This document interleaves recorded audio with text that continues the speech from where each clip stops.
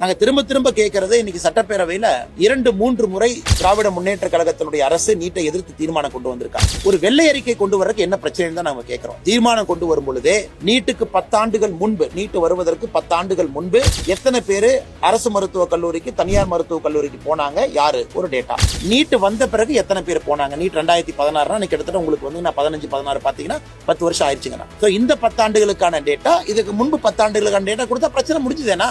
இல்லைங்க, பாருங்க டேட்டாவை பாருங்க, நீட் வந்த பிறகு சரியில்லை, ஓபிசி சமுதாயம் போல, எஸ்சி எஸ்டி சமுதாயம் போல, பிற்படுத்தப்பட்ட மக்கள் போகல, பழங்குடியின மக்கள் போல அப்படின்னு கொண்டு வாங்க. இல்லை, அந்த டேட்டா நமக்கு இருக்கு. இல்லை, இதை மாநில அரசு டேட்டாவே கொடுக்காம வண்டி ஓட்டிட்டு இருக்காங்க. அதனால ஒரு அரசியல் கட்சி தலைவர்கள் தங்களுடைய சொந்த கருத்தை, தங்களுடைய கருத்தை சொல்லும் முன்பு எப்பவுமே ஒரு சயின்டிபிக் பேசிஸ்ல ஒரு கருத்து சொன்னாங்க அப்படின்னாங்கன்னா அந்த அரசியல் நிலைத்திருக்கும். இன்னைக்கு தமிழ்நாட்டில் பாரதிய ஜனதா கட்சி எதிர்த்து பேச வேண்டும் என்பதற்காக இந்த நீட்டு எதிர்ப்பு அப்படியே வச்சு வண்டி ஓட்டிட்டு இருக்காங்க. இந்த நீட் எதிர்ப்புக்கு எத்தனை பொய் சொன்னாங்க.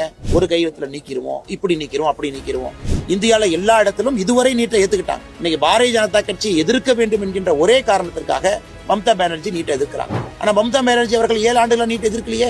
2017 மம்தா பானர்ஜி எதிர்த்தாங்களா, 18 எதிர்த்தாங்களா, 19 எதிர்த்தாங்களா? இன்னைக்கு இந்தி கூட்டணி திமுக எதிர்க்குது, பிஜேபி எதிர்ப்பதற்கு நீட் ஒரு ஆயுதமா பயன்படுத்தலாம் அப்படிங்கறதுக்காகத்தான் மம்தா பானர்ஜி எதிர்க்கிறாங்க.